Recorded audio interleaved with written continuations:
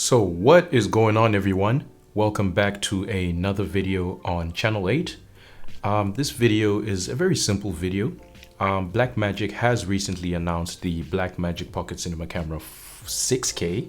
I almost made a mistake there. So 6K this time. And basically a huge bummer to people that have recently purchased or ordered the 4K.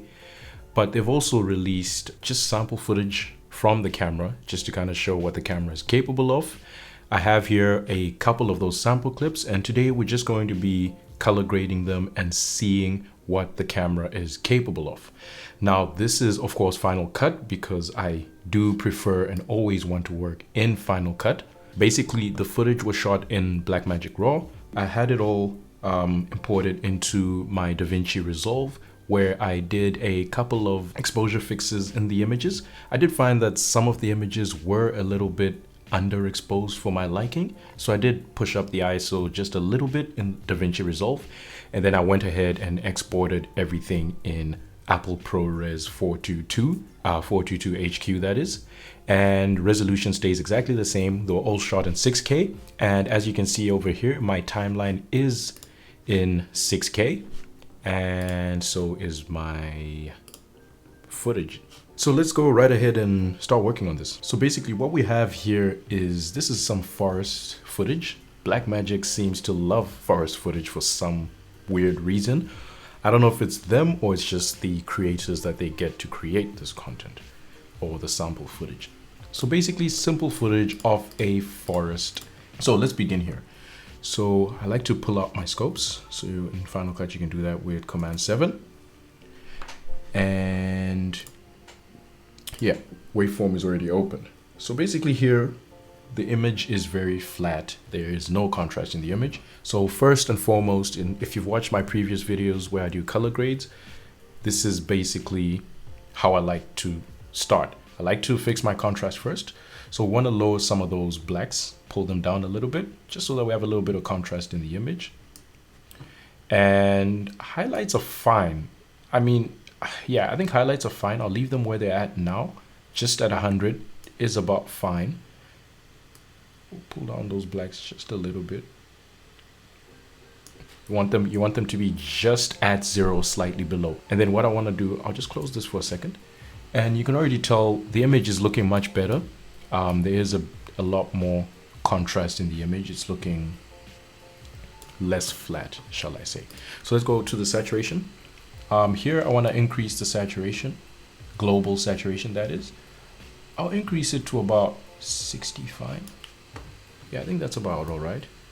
Let me play around with the midtones as well. Pull up that saturation a little bit. A shot like this is always a lot easier to edit because there aren't any skin tones in the image, and for most of what's in the image is just green, so it's really easy to edit because you don't expect to see a lot of colors in the image. And look, that's already looking pretty good, I'd say. Now I will go and I'll pull out the color wheels. I want to play around with the color temperature a little bit. Let's see. So that's warming it up a little bit. Let's see, I'll warm it up just a tad. So what, 5,000? I'll take that to 5,200 Kelvin. Just to warm it up just a slight bit. Play around with this tint a little bit. Let's see. Let me go to -5. Give it a more greenish look. So I'm just trying to just exaggerate that green forestiness of it. And look, that's already looking all right. That's not looking bad. That's not looking bad at all. Now, when Blackmagic actually first released the Pocket 4K, they also did forest footage for some reason. I don't know, like I've said before, I don't know if it's a Blackmagic thing. They love forest images, but yeah, they did.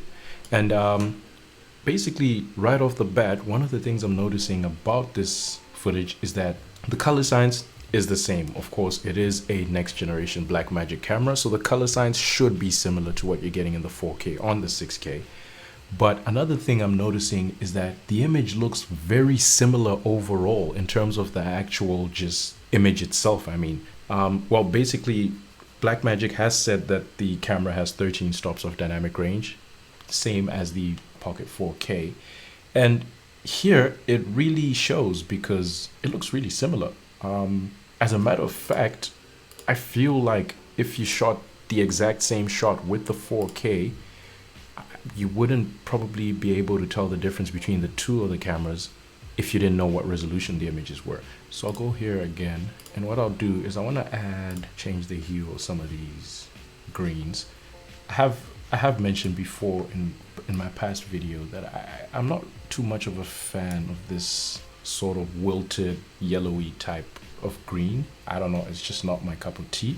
So I will play with that a little bit, and yeah, and already that's looking a whole lot better. I like that a lot better than that. This is what we had before. Pull it down a little bit. And already it's making the image look a whole lot livelier. It's looking a lot more lush and alive. There we go. Great image. Let's move on to the next one. Oh, by the way, so for the forest shots, this was shot in Blackmagic RAW at 8:1 compression. Basically, the footage of the forest was shot between ISOs from 160 to 1600. It is obviously a very bright shot. It's not really dark, so we're not really testing the camera here in terms of low light in any way. So let's move on to the next one. So just like before, the first thing we want to do, we want to work on the contrast in the image. So we'll pull down those blacks a little bit. And now with this image, you can obviously see that the highlights are peaking at about 75 on the Luma scale, which is pretty low. So, you know, if you do want to give it a little bit of a high key exposure, we could do that. We can pull those up a little bit until we get to a little bit to 100, I guess. Yeah, that's already looking much better. Let's pull down those blacks a little bit more, like that. That's looking pretty all right. So we'll go in here, and of course we want to pull up our saturation. This is a log file. It is heavily undersaturated, so pull that up. And I think this time I'll stay at 50%, a little bit more subtle.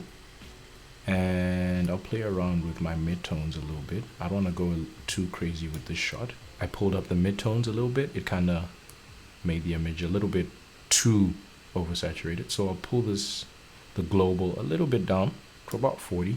That's already looking pretty good, looking pretty nice. Look, that's looking, to my eye, that's already looking all right. Of course, a lot of the color grading, you know, the color grading workflow for people is purely subjective. What looks good to me might not look good to you. But for me, I think that looks all right. And as mentioned before, I really don't like my greens kind of wilted and orangish. So I will just pull that down a little bit. Create another point here, so that we don't affect the reds and too much of the greens. And I will just pull that down a tad, just a little bit. Now let's move on to the next shot. Let's get some shots with like some skin tones and stuff like that. You know, something we can actually more representative of a real case scenario. So we have this. Yeah, this is a really nice one. Okay, so these are the sort of street fashion shots that we have. These were shot in Blackmagic RAW 12:1. And was shot at ISO 400 or ISO 1250. I have no idea why whoever who shot this would want to shoot at 1250 on such a bright day, but it is what it is. This is what we have. So again, like before, let's play with our exposure so we can get the right contrast in the image. So we'll pull those shadows down. And I think the thing with this image is that it's a really bright image. There's a lot of sun in the image. So I don't think any of the shadows should actually get to pure black. So let's just pull that up a little bit. So let's pull it down, but not to the point where it's actually touching zero, just slightly above zero. We obviously do not need any more highlights. Our highlights are very much close to clipping at 100. And you can already see that's already looking a lot better. Let's go to the saturation once again. So want to pull global saturation up. Of course, this is a log image. It is heavily undersaturated. I think I'll leave that there, and I'll pull the highlights, the midtones, I mean. I'll pull those up a little bit. Yeah, I think 20 is looking all right. Let me scrub through the image. That's looking good. that's looking pretty good. Now, one thing I am noticing is that there's a little bit of a, I don't know, a green color cast to the image. I don't know if it's the trees in the background that are causing that. So to fix that, I will pull out some color wheels and let's just play with the tint a little bit. So we want to pull it, yeah, just like that. Let's do 6. 6 is a bit subtle. So pull those towards magenta a little bit, just because I feel like the image just had a little bit of a cyan hue to it. So if you turn that off, you can already see, it's very obvious to see it did actually have a very cyan hue to it. And already that's looking really, really, really, really nice. But what I want to do now is I want to have a look at these skin tones and see what the color in here is looking like. So just like that, what I'm gonna do is I'm gonna go to the crop and I'm just gonna crop around an area in the image that covers basically majority of skin tone, like that, and I'll pull up. So all we have is skin tone in our image. I'll pull up our scopes again with Command 7. This time we want to switch it to the we're in the waveform, so we want to switch it to the vector scope. And the color science is really, it's really on the money on this with this camera. So I think the person that shot this footage probably did some really good white balancing beforehand, or it's just the camera that has good color science. One of the things that I have been noticing from a person that's been using the Pocket 4K for close to a year now is that the image coming out of the camera is just great, really, really good for skin tones. I mean, I cannot stress to you guys how easy it is to color grade this footage sometimes. Like, as long as you get your white balance, not even 100% on the money, but just within a good range, the image coming out of the camera is pretty much 9 times out of 10 going to be excellent. And by excellent, I'm talking about skin tones are going to be on point. Everything is just going to look great. You can already see that looks really nice. And to be honest with you, the image is very similar to the 4K, but yeah, the resolution, it's just a completely different it's a completely different beast. You can already see that it's a lot sharper. And another thing as well is that the depth of field. But yeah, definitely an image like this, to get that sort of separation at this sort of wide image, you definitely need a speed boost on the 4K. Really, really nice images coming out of it. So let's move on to the next one. Let's go indoors this time. So this is an indoors image, and I was about to say the colors, the white balance is looking a bit off, but I think it's actually pretty perfect. It's on the money. But yeah, let's work on this and see what we have here. So again, we want to pull out our waveform, and yes, we just want to pull those blacks down a little bit. Now, of course, this is an indoor shot, and the guy's wearing black, as well as the girl has a black jumper, is it? That is tied around her waist. So yeah, there are some black things in the image, and I think with this one, yeah, we can go a little bit super punchy with the contrast. So we'll pull those blacks all the way down. Then the shadows, so we'll pull those highlights all the way up. This is an indoor shot, so obviously light is scarce, so we'll pull those highlights all the way up. Let's leave them at 20. Let's start working on the color. So let's go to our saturation. Now, for some reason, I'm not sure why, but this is, I don't know if it's a Blackmagic thing, but this is something that I've really observed on the Pocket 4K, is that sometimes it does get a little punchy with the reds, and the general hue of the reds can be a little off to what you're seeing in real life, but it's not anything crazy. It's only something you'll be able to notice, of course, if you had 2 different cameras side by side. So let's pull the global saturation up, pull it up to 20. I'll be a little bit conservative with this image because it's already pretty punchy. It's already got a lot of color in it. So I'll pull up the midtones. And yeah, that's already looking pretty good, to be honest. It's already looking pretty nice. What I'll just do with this is Let's go to the color wheels. I'll just warm it up a little bit. Just a tad bit. I am getting the impression it is a little bit. Yeah, and already you can see how it changes. Very subtle with this one. And you can already see if we turn the effects off, on, off, on, off, on. Already looking a whole lot better. Now with this image, again, we are getting a little bit of that cyanish sort of like vibe to it. Though in this case, I think it's going really well with the reds. So I think I'll leave it. I'll leave it at that. I won't try to fix that too much. The next set of images we're gonna look at are the bike trail images. Let's have a look at those and see what they look like. So with this image, similar to our very first image, it is a forest. So again, you just want to start off by giving the image a little contrast. Oh no, that is not the contrast, that's the saturation. Here's the exposure. All right, so we'll give the image a little contrast. So we'll pull down those shadows a little bit and we'll pull those highlights up. It is of course a very bright shot, so it's okay if some of the things are clipping. It's a bright day. And we can close the waveform. Let's scrub through the image a little bit and see what we have here. Let's see, what do we have?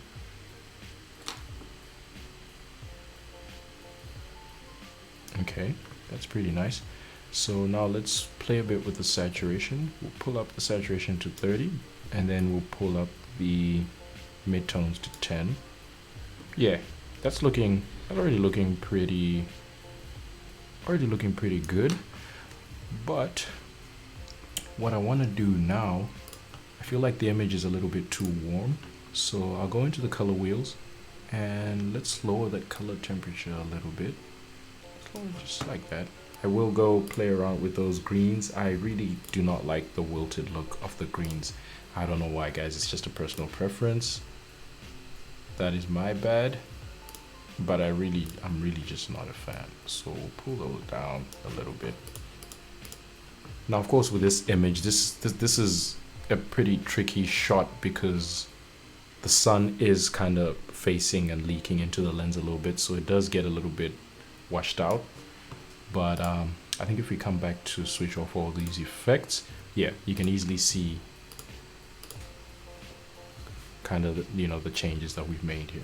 That's looking good. Okay, these bike trail shots were shot in Blackmagic RAW at compression ratio of 8:1 and at ISOs ranging from 200 to 1600. Again, I'm not sure why you'd need 1600 in such a bright scene like this, but yeah, I guess it is what it is. So now let's move on to our final set of images. So these are sort of the outdoor sports sort of training type of images. These were shot in Blackmagic RAW 8:1 at ISOs ranging from 400 to 1600. Now, I'm not sure what the filmmaker or videographer that shot this was thinking, because in a lot of the images included in this pack were very underexposed for some reason. So I did go into DaVinci Resolve and mess around with those ISO settings and pull the exposure up a little bit. That's the beauty of shooting in RAW, of course. You always have the flexibility to kind of correct your exposure a little bit, to a certain degree, to a certain extent, of course. Let's begin with our contrast. So we can pull those blacks down. Yeah, you can already see it's a pretty underexposed shot for some reason. So I'll pull the global exposure up to 15. Let's actually do 20 here. And then I'll pull those blacks down once again. Gotta really stretch this file a little bit. And let's pull those highlights up. Not too much. I can pull them up to about 20. I can already see I'm already stretching kind of the file to its limits a little bit. If you look at the girls' yoga pants over here, you are starting to get a little bit of a noise pattern in there. But not too much, not anything that's too crazy or noticeable anyway. So let's play with our saturation again, pull up our global saturation. Let's pull that all the way up to 40, and let's pull the midtones up to, and then I think we're gonna need a little bit more global, pull it up to 60. It's an image that has very subtle saturation or colors in it, so it can be a bit tricky to color grade because you don't want to go too crazy with your saturation, because of course the clothing itself is not very bright or colored. Yeah, you can already tell that's looking pretty all right. I did notice there her skin tones could be a little bit weird, so let's just check that out really quickly. Again, similar to what we've done before, all you want to do is just crop the image such that all that's in the image is just skin or skin tones, let's say. Yeah, we could even cut the teeth out a little bit. Yeah, that's fine. So we want to pull up our vector scope. Let's look at that. With this image, I think the white balance was a little bit off, so the skin tones are a little bit towards the yellow.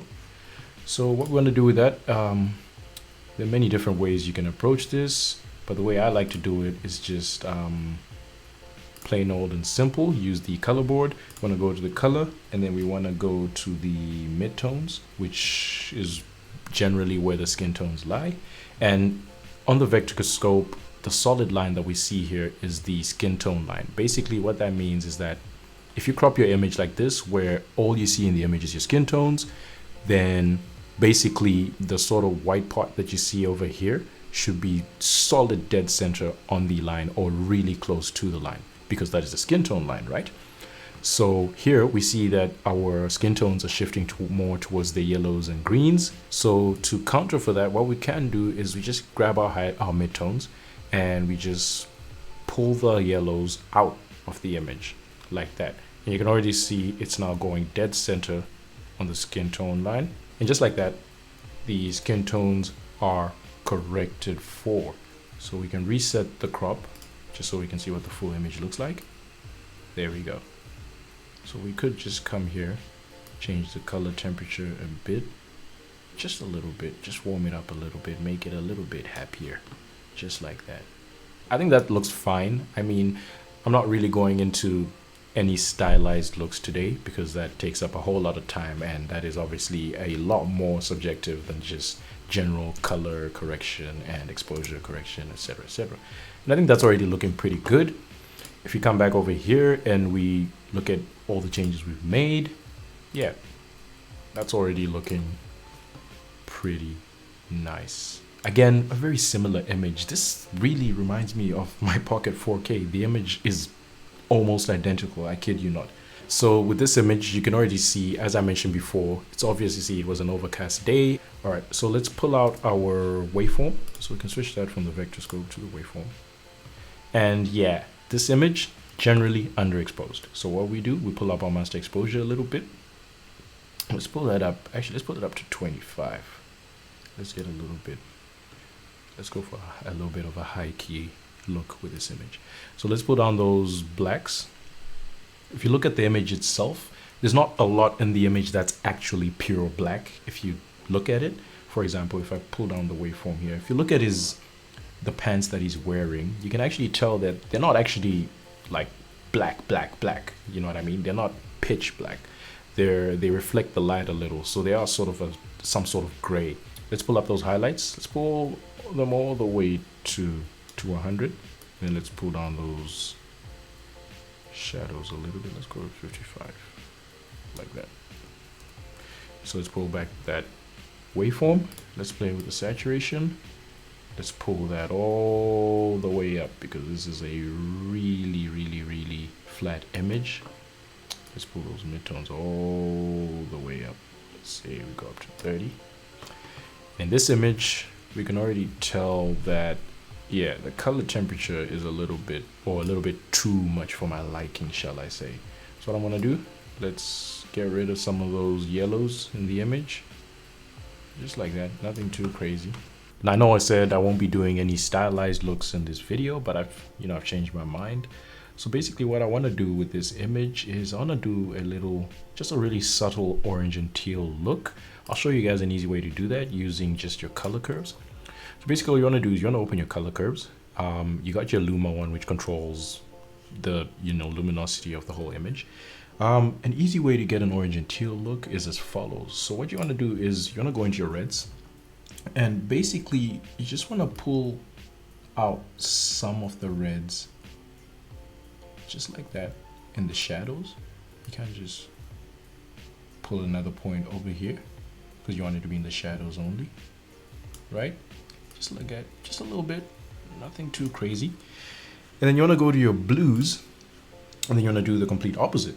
So you can create a control point in the center over here so that we only control shadows. So you want to pull up the blues and the shadows a little bit, not too much. So you got to be really subtle with this. And then with your greens, you want to pull the highlights up like that. And you already see we got a little bit of a very subtle sort of like orange and teal look. So to conclude this video, who is the Pocket 6K for? As we're seeing here, the image quality in terms of color science and dynamic range is actually identical to the Pocket 4K. So as mentioned before, if you're a person that already has the 4K, then to be honest, I don't really think you're missing out on much with the Pocket 6K. The obvious differences here that we're seeing between the two cameras is, of course, the 6K resolution. You cannot run away from that. It is a lot sharper.